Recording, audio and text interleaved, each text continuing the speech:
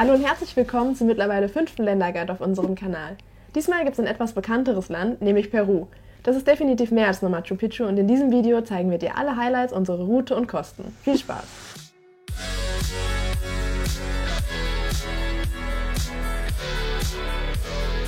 Bevor wir zu den Highlights kommen, wollen wir dir noch ein paar allgemeine Infos zu Peru geben. Das Land liegt in Südamerika und ist das drittgrößte Land des Kontinentes. Ungefähr 4-mal so groß wie Deutschland, hat aber nur in Anführungszeichen 33 Millionen Einwohner, was für die Region aber trotzdem relativ viel ist. Und geografisch lässt sich Peru in 3 verschiedene Regionen einteilen. Einmal die Küstenregion, wo auch die Hauptstadt Lima ist, dann der mittlere Teil, überwiegend in den Anden, und der riesige, recht unbevölkerte Teil im Amazonas. Als beste Reisezeit gelten die Monate von ungefähr Mai bis September im peruanischen Winter. Das ist zwar in den Anden etwas kühler, aber dafür hat man eigentlich immer gutes Wetter und die Währung ist der peruanische Sol. 1 Euro entspricht dabei ziemlich genau 4 Sol, ist also relativ leicht zum Umrechnen und ja, jetzt kommen wir mal zu den Highlights. Peru hat auf jeden Fall einiges zu bieten und wir starten direkt mal mit der Hauptstadt Lima. Das ist mit Sicherheit nicht das größte Highlight, aber wahrscheinlich wird die Reise dort beginnen und man kann dort sehr gut 2 bis 3 Tage verbringen. Uns hat besonders der Stadtteil Miraflores gut gefallen, der ist sehr modern und dort gibt es ganz viele coole Cafés und Restaurants.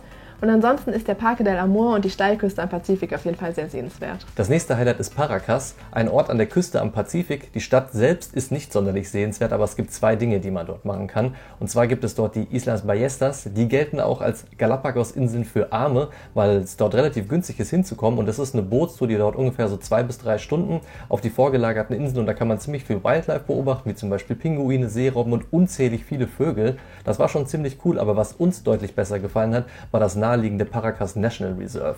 Das ist eine riesige Wüste, wo man mit dem Roller durchfahren kann, zur Küste, wo man schöne Steilküsten sieht am Pazifik. Also die Landschaften dort haben uns richtig gut gefallen. Es hat einfach sehr viel Spaß gemacht, da mit dem Roller durch die Gegend zu fahren und war einer unserer größten Highlights in Peru. Als nächstes kommen wir zu Huacachina. Das ist eine Wüstenoase in der Nähe der Großstadt Ica und die sieht wirklich bilderbuchmäßig aus mit kleinem Teich und Palmen und umgeben von bis zu 100 Meter hohen Sanddünen. Und die Hauptattraktion dort ist eine Sandbuggy-Tour, die man zum Sonnenuntergang macht. Das fühlt sich an wie so eine Achterbahnfahrt durch die Sanddünen. Man macht dann auch noch Sandboarding und sieht einen wunderschönen Sonnenuntergang. Also es ist wirklich eine ganz beeindruckende Landschaft. Man sollte nur nicht am Wochenende kommen, denn da wird es super voll. Kommen wir nun zu Arequipa, der zweitgrößten und vermeintlich auch schönsten Stadt von Peru. Und nachdem wir jetzt 3 Wochen lang durchs Land gereist sind, können wir das auf jeden Fall auch bestätigen, denn Arequipa hat uns richtig gut gefallen, weil das Panorama ist einfach unfassbar schön, denn die Stadt ist umgeben von 3 Vulkanen, die bis zu 6000 Meter hoch sind. Dazu gesellt sich der Plaza de Armas mit der weißen Kathedrale, eine der schönsten Kathedralen, die wir in Mittel- und Südamerika gesehen haben. Also auf jeden Fall ein Besuch wert und am besten kann man die Aussicht von einer der Dachterrassen oder vom Yanahuara Lookout genießen. Und was uns auch richtig gut gefallen hat, sind die Dinge, die man in der Umgebung machen kann. Beispielsweise eine Tour in die Salzwüste Las Salinas. Dort sieht man nicht nur eine riesige Salzwüste und die umliegenden Vulkane, sondern auch Vicuñas und wenn man Glück hat auch noch Flamingos. Das hat uns richtig gut gefallen. Ein paar Stunden von Arequipa entfernt befindet sich der Colca Canyon. Das ist der zweittiefste Canyon der Welt und dort kann man mehrtägige Wandertouren machen. Wir haben zum Beispiel eine 2-tägige Tour gemacht und dann im Canyon übernachtet und man kann dort auch den Andenkondor sehen. Das ist einer der größten Vögel der Welt. Also auf jeden Fall für alle Leute, die gerne wandern, eine absolute Empfehlung. Kommen wir nun zum Titicaca-See, dem höchsten schiffbaren See der Welt auf ungefähr 3600 Metern Höhe. Als Ausgangsort auf peruanischer Seite gilt Puno. Die Stadt selbst ist jetzt nicht sonderlich schön, aber man kann von dort aus Ausflüge machen auf die Floating Islands. Dort, wo die indigene Kultur sehr präsent ist, da kann man beispielsweise auf den Inseln übernachten, ein bisschen was vom Local Life mitbekommen. Aber wir müssen ehrlicherweise sagen, bei den ganzen Highlights in Peru fällt Puno und der Titicaca-See ein bisschen ab. Unser nächstes Highlight ist die wohl bekannteste Stadt in Peru, nämlich Cusco, was auch das touristische Zentrum des Landes ist und die Hauptstadt der Inka. Als wir da waren, war gerade Nationalfeiertag, weshalb es wirklich sehr voll war, aber wir konnten trotzdem erkennen, dass die Stadt richtig schön ist. Vor allem um den Plaza de Armas mit der Kathedrale und auch das Stadtviertel San Blas sind richtig cool mit seinen ganzen vielen kleinen Gassen, Cafés und Restaurants. Also gut essen kann man in Cusco auf jeden Fall. Und vor allem kann man auch richtig viele schöne Ausflüge in der Umgebung machen. Zum Beispiel ins Sacred Valley, das Heilige Tal. Da gibt es ganz viele verschiedene Inka-Ruinen. Wir haben uns Pisac angeschaut, was wir sehr beeindruckend fanden. Dort kann man sehen, wie die Inka gelebt haben und auch wie sie Landwirtschaft betrieben haben. Also das ist auf jeden Fall ein Must-Do. Und ansonsten würden wir auch einen Ausflug zum Humantay Lake empfehlen. Da fährt man so 3 bis 4 Stunden hin zum Ausgangsort und wandert dann nochmal ungefähr 2 Stunden rauf zu dem See, der vor einem wunderschönen Panorama liegt. Man hat dann diese Kulisse mit einem schneebedeckten Berg dahinter. Die Farbe des Sees ist richtig schön. Also das war auf jeden Fall ein ganz toller Ausflug mit einer richtig schönen Wanderung. Und was man auch noch machen kann, was wir leider zeitlich nicht mehr geschafft haben, ist der Rainbow Mountain. Da gibt es mehrere von und wir würden nicht empfehlen, zu dem bekanntesten zu fahren, weil der sehr überlaufen ist, sondern lieber zum Palcoyo, weil der genauso schön sein soll. Und das Beste kommt natürlich zum Schluss. Machu Picchu, eines der 7 Weltwunder und das vielleicht größte Highlight in Südamerika. Und man hat daran natürlich automatisch eine riesige Erwartungshaltung, weil man es tausendmal bei Instagram gesehen hat. Aber wir können vorwegnehmen, es wird dem gerecht. Es ist einfach ein wahnsinnig magischer Ort. Und wir haben uns auch ein bisschen was gegönnt, weil wir haben die ganze Tour, die wir gemacht haben, eigentlich schon 2020 gebucht. Das wurde dann verschoben wegen Corona. Aber dementsprechend war es etwas komfortabler, als wir es sonst gemacht hätten. Erstmal mit einer wunderschönen Zugfahrt, die richtig beeindruckend war, bis zum Kilometer 104. Von da aus sind wir dann knapp 7 Stunden lang auf dem alten Inca Trail bis zum Sonnentor gelaufen, wo wir schon mal den ersten Blick auf Machu Picchu hatten. Und dann ist man nochmal 2,5 Kilometer weiter gewandert, wo man dann dieses typische Postkartenmotiv von Machu Picchu hatte. Also es war unfassbar schön und einer unserer coolsten Sachen, die wir bisher auf Weltreise gemacht haben. Dann haben wir eine Nacht in Aguascalientes verbracht, bevor wir dann am nächsten Tag nochmal einen Tag in die Ruinen reingegangen sind. Das war dann nur der untere Teil, wo uns unser Guide ein paar Sachen über die Inka-Kultur erklärt hat, wo es ja viele Rätsel gibt, weil es kaum Überlieferungen gibt. Also es war einer der coolsten Sachen, ist zu Recht eines der größten Highlights in ganz Südamerika. Das waren jetzt alle Highlights, die wir selbst gesehen haben in Peru. Wir hatten allerdings noch ein paar andere Sachen auf der Liste, die wir gerne noch gemacht hätten, aber leider lagen wir vorher in Bolivien 2 Wochen lang mit Corona flach und hatten dann etwas Zeitdruck. Aber wir wollen die Sachen natürlich hier nochmal erwähnen. Dazu zählen die Inka-Ruinen Choquequirao in der Nähe von Cusco, die man nur nach einer 3-tägigen Wanderung erreichen kann. Das ist noch ein echter Geheimtipp.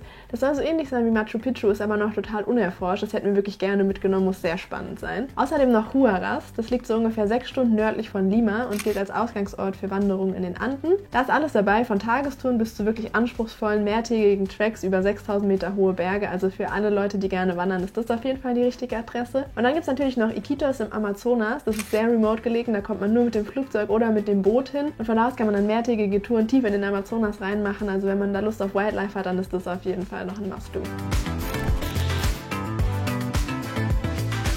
Kommen wir nun zu unserer Route durch Peru. Wir waren ja ungefähr so 3,5 Wochen unterwegs und sind eigentlich der Route vom typischen Gringo Trail gefolgt. Also es hat angefangen in Lima, von da aus ging es dann mit dem Bus nach Paracas, dann weiter nach Huacachina, dann weiter mit dem Nachtbus nach Arequipa. Von dort aus sind wir dann 2-3 Tage lang in den Colca Canyon gegangen. Vom Colca Canyon weiter nach Puno zum Lake Titicaca und von da aus den ganzen Weg Richtung Norden nach Cusco, natürlich mit Machu Picchu. Und dann haben wir einen Inlandsflug gehabt zurück von Cusco nach Lima, weil die Strecke mit dem Bus relativ lange dauert.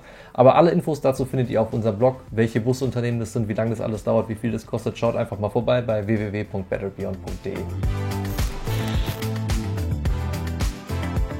Kommen wir nun zu den Kosten in Peru und wir hatten eigentlich die meiste Zeit gar kein Problem, unser vorgesehenes Weltreisebudget von 40 Euro pro Person pro Tag zu halten, bis wir in Cusco waren und die Tour zu Machu Picchu gemacht haben. Ich habe ja schon gesagt, das war etwas Besonderes gewesen, für uns ein bisschen teurer und dann auch noch der Inlandsflug von Cusco nach Lima, wodurch wir im Endeffekt bei 47 Euro pro Person pro Tag gelandet sind. Das war das zweiteuerste Land bisher auf unserer Weltreise durch Mittel- und Südamerika und als wir das ausgerechnet haben, waren wir ehrlicherweise ein bisschen geschockt gewesen, weil eigentlich kam uns Peru gar nicht so teuer vor, aber es war halt wirklich das, was wir dann in Cusco gemacht haben, plus der Inlandsflug, was das Budget wirklich hochgetrieben hat. Und im Detail sieht das wie folgt aus. Unser größter Kostenpunkt war Essen und Trinken mit 14 Euro pro Person pro Tag, was definitiv zu viel ist. Also keine Ahnung, was wir da gemacht haben, ob wir zu viel Pisco Sur getrunken haben. Vor allem, weil Frühstück immer included war und wir eigentlich nur 2 Mahlzeiten pro Tag gehabt haben. Also da ist auf jeden Fall das größte Sparpotenzial vorhanden. Für Unterkünfte haben wir 11 Euro pro Nacht pro Person ausgegeben. Das ist so unser Standard in Mittel- und Südamerika, 20 Euro ungefähr für ein Doppelzimmer mit eigenem Bad und heißem Wasser. Und wie Helen gesagt hat, Frühstück in Peru eigentlich immer inklusive,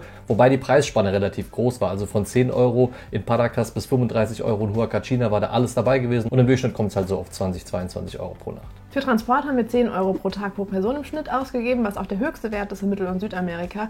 Es liegt natürlich auch an dem Inlandsflug, den wir hatten von Cusco nach Lima, aber auch ansonsten hatten wir wirklich viele Busfahrten, was daran liegt, dass die Strecken zum Teil dann doch sehr groß sind, weil Peru einfach ein großes Land ist. Wir hatten auch viele Nachtbusse, also ja, da waren die Preise eigentlich immer okay, aber es summiert sich dann halt eben doch. Für Touren und Aktivitäten haben wir insgesamt 240 Euro ausgegeben, 140 Euro allein für Machu Picchu. Das heißt, in Relation war der Rest relativ günstig gewesen, es war auch relativ viel, also beispielsweise die Tour zu den Islas Ballestas in Paracas, der Roller und der Eintritt zum Paracas National Reserve, die Sandbuggy-Tour in Huacachina, die Tour zur Salzwüste in Arequipa, Tipps für Free Walking Tour, Trekking im Colca Canyon, der Ausflug zum Humantay Lake in der Nähe von Cusco und der Eintritt für Pisac im Heiligen Tal. Also man kann in Peru auf jeden Fall einiges machen, deswegen sollte man auch genug Budget für Aktivitäten einplanen, aber man kann beispielsweise wie im Colca Canyon einiges sparen, wenn man das auf eigene Faust macht. Alle anderen Ausgaben haben wir unter dem Begriff Sonstiges zusammengefasst und dafür haben wir 46 Euro pro Person ausgegeben. Dazu zählen zum Beispiel SIM-Karten und Internet, Wäsche, Kosmetik und Friseurbesuche. Man kann Peru natürlich auch deutlich günstiger bereisen als wir. Also wer wirklich Low Budget und langsam unterwegs. Das kann auch mit Machu Picchu vielleicht bei so 35 € pro Person pro Tag rauskommen. Wir haben jetzt einfach ein bisschen mehr ausgegeben, weil wir auch ein bisschen zügiger unterwegs waren. 45 € ist, denke ich mal, ein realistischer Wert für so eine 2- bis 3-wöchige Rundreise, wenn man Urlaub macht. Mehr geht immer, weniger geht immer. Im Endeffekt liegt es halt immer an den persönlichen Präferenzen. Kommen wir nun nochmal zu den Aspekten Sicherheit, Covid und Englisch. Den Aspekt Sicherheit können wir relativ kurz fassen. Peru gilt als sicheres Reiseland in Südamerika und das entspricht auch unserem Eindruck und wir haben auch sonst niemanden getroffen, der uns irgendwelche Horrorstories erzählt hat. Das Einzige, wo man aufpassen sollte, ist in Lima, ganz besonders in der Area vom Flughafen. Die ist nicht ganz so nice, also wenn man die Möglichkeit hat, am besten direkt ein Taxi nach Miraflores nehmen. Englisch ist wie in den meisten Ländern in Mittel- und Südamerika nicht so geläufig, aber beispielsweise weiter verbreitet als in Bolivien. Nichtsdestotrotz kann es immer mal wieder sein, dass euer Gegenüber kein Englisch spricht, auch in Hostels und kleinen Restaurants. Aber das sollte eigentlich davon abhalten, nach Peru zu reisen. Man kommt auch ohne Spanisch gut durch. Gerade bei den Touren hat man eigentlich immer englischsprachige Guides, aber ein paar Brocken helfen natürlich im Alltag immer weiter. Wir würden sagen, Peru ist das perfekte Einsteigerland, wenn man das erste Mal nach Südamerika reist. Einfach weil die touristische Infrastruktur sehr gut ausgebaut ist, weil es günstig ist und auch sicher.